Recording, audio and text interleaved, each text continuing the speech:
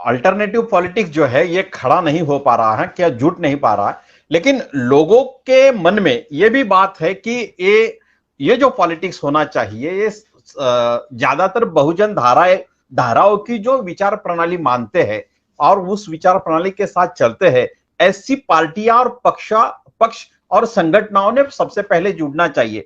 मगर लोगों को ये दिखाई नहीं देता, तो लोगों में वो विश्वास की कमी हो जाती है कि हम किसके साथ जाए, कैसे जुड़े। तो ये जो माहौल लोगों में एक भय का माहौल है या निराशा का माहौल है, तो इसको हम कैसे अप्लाई करेंगे या इसको कैसे हम इसको प्रबोधित करना चाहेंगे?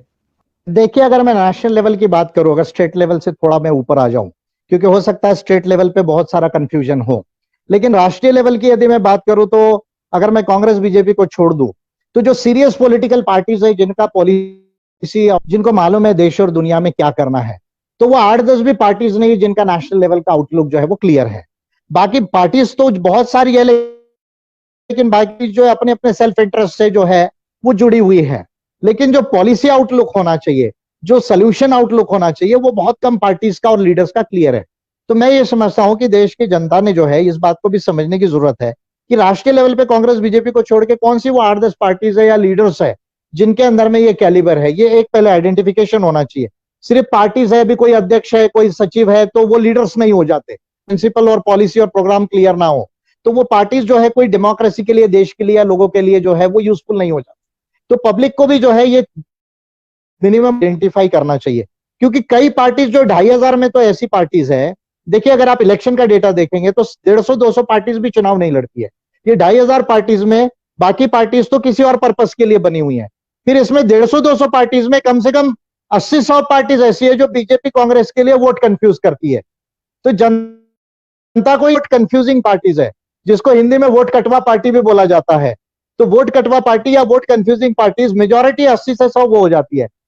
तो जो है वो बच जाती है 30-40 देश के अंदर में। उसमें भी जिनका नेशनल इंटरनेशनल लेवल पे क्लियर आउटलुक है, वो मुझे नहीं लगता 4-5 भी पार्टीज कांग्रेस बीजेपी के अलावा बच जाती है, जिसमें Ambedkarite party of India top most है इंडिया में। अगर पॉलिसीज की बात करूं ये मैं, या राष्ट्रीय और अंतरराष्ट्रीय आउटलुक की बात करूं, तो लोगों को भी जो है, you see, I always say one thing, that the quality of democracy depends upon the quality of citizenship. यानी जब तक नागरिक जो है सुजान नहीं होंगे तब तक डेमोक्रेसी सक्सेसफुल नहीं होती। दुनिया का अगर इतिहास देखेंगे, इसका इतिहास देखेंगे, लैटिन अमेरिका का देखेंगे या एशियन डेमोक्रेसीज का भी इतिहास देखेंगे, तो जहां लोगों को डेमोक्रेसी की समझ डेवलप हुई है वहीं जो है डेमोक्रेसी होती है। अभी देखिए ना आप, अभी कोरोना का प्रॉब्लम है, महाराष्ट्र के मुख्यमंत्री गेले आणि त्यांनी म्हणले भाई देवा काही आशीर्वाद दे, याला दूर कर। कोई कर्नाटका का जो है हेल्थ मिनिस्टर बोल रहा है कि भाई भगवान ही हमको बचा सकता है ये कोरोना से जो है वो। यानी स्टिल हमारा जो थिंकिंग है वो साइंटिफिक नहीं है अभी तक जो है वो। तो डेमोक्रेसी के जो वेरियस एस्पेक्ट्स है उसको भी हम लोग नहीं समझ पाए हैं। तो इसलिए क्वालिटी ऑफ डेमोक्रेसी इंप्रूव होने के लिए पॉलिटिकल पार्टीज ने पोजीशनिंग लेना चाहिए, और जो अच्छे लोग हैं वो कहीं ना कहीं लिमिटेड अलायंस के लिए एक आना चाहिए। इस बार अचरा लोगों को इकट्ठा आके कुछ फायदा नहीं होने वाला।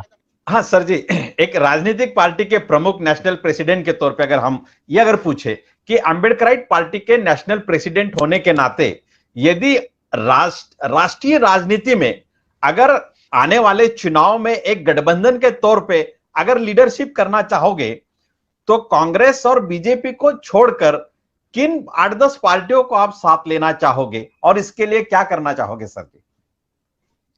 देखिए, जो हमने जो पॉलिसीज को डिक्लेयर किया है, ये P2A2 में जो है ये पॉलिसीज डिक्लेयर्ड है। इसको जो थोड़ा भी जिसकी पॉलिसी मैच होती है, मान लीजिए 15-20% भी किसी पार्टी की पॉलिसीज मैच होती है, तो वो पार्टी इसको जो है वो API लिमिटेड अलायंस कर सकती है। अगर आप मुझे नाम लेना चाहे तो मैं 2-3 ट्राइबल पार्टीज का ले सकता हूं, जैसे JMM है, मान लीजिए गोंडवाना पार्टी है, BTP है।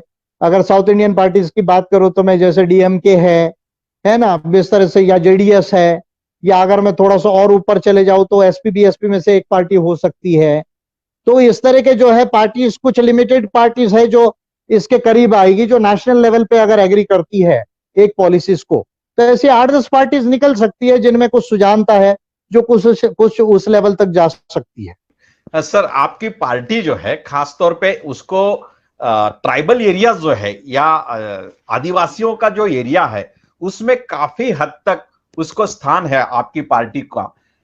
आज के दौर में अगर हम देखें कि आदिवासी समाज का या आदिवासी समाज बांधवों का अभी फिलहाल क्या ऐसे प्रॉब्लम्स है कि जो सबसे पहले टॉप प्रायोरिटी देकर उस प्रॉब्लम को सॉल्व करना चाहिए, इस बारे में एपीआई क्या सोच रही है? डेवलपमेंट का इशू है, जल जमीन जंगल का इशू है। जल जमीन जंगल और संस्कृति जो है, यानी उनका कल्चर और सेल्फ आइडेंटिफिकेशन, यानी आइडेंटिफिकेशन ऑफ द और द इंडिजिनस पीपल, इसका जो है वो सेटलमेंट कॉन्स्टिट्यूशन में कंप्लीट नहीं हुआ, ऐसा मेरा मानना हुआ है।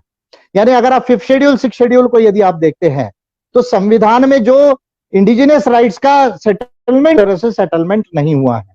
और एपीआई का यह स्पष्ट मत है, उसके लिए मैंने 2 बिल बनाए हैं और पार्लियामेंट में मेरी लाने का उसका प्रयास चल रहा है कि जो सब इंडिजिनस राइट्स है, जो आईएलओ कन्वेंशन 169 में जिसका प्रोविजन है और United Nations declaration of rights of indigenous people 2007, इनके आधार राइट्स, जिसको मैं कहता हूं land, territories, resources, culture and self identification, यानी जल जमीन जंगल का उसे मालिक बनाना एक्चुअल टर्म्स में, ये उनका सब जो है उसके लिए मैं प्रयास कर रहा हूं।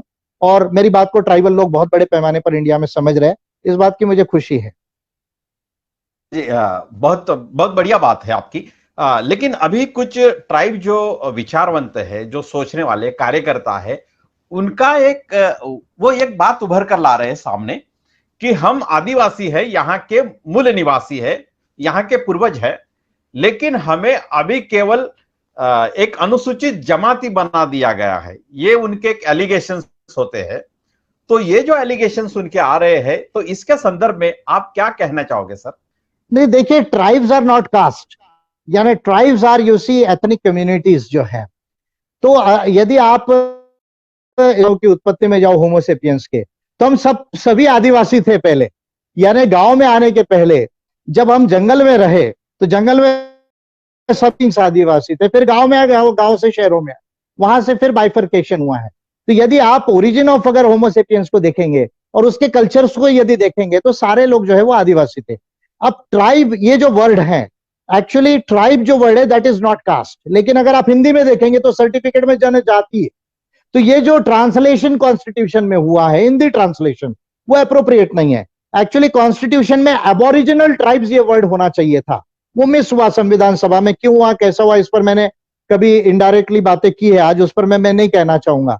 तो जो अभी दुनिया के, कनाडा के कॉन्स्टिट्यूशन में एबोरिजिनल ट्राइब्स वर्ड था, आपके जो एबोरिजिनल ट्राइब्स के राइट्स है वो न्यूजीलैंड के कॉन्स्टिट्यूशन में पहले ही सेटल हो चुके थे, इंडियन कॉन्स्टिट्यूशन के पहले। लेकिन हमारा संविधान बनते वक्त जो है कुछ चीजें छूटी हुई है, कुछ चीजों का एरर हुआ है, उसके वजह से वो ऐसा एलिगेशन करते हैं। अब भारत जो हमारे देश का नाम है, मेरे लिहाज से भारत के पहले गोंडवाना था।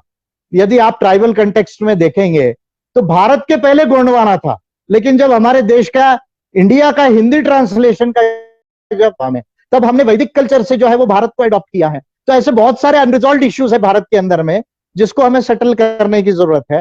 राइट पार्टी ऑफ इंडिया में काफी क्लियरली कर रहे हैं।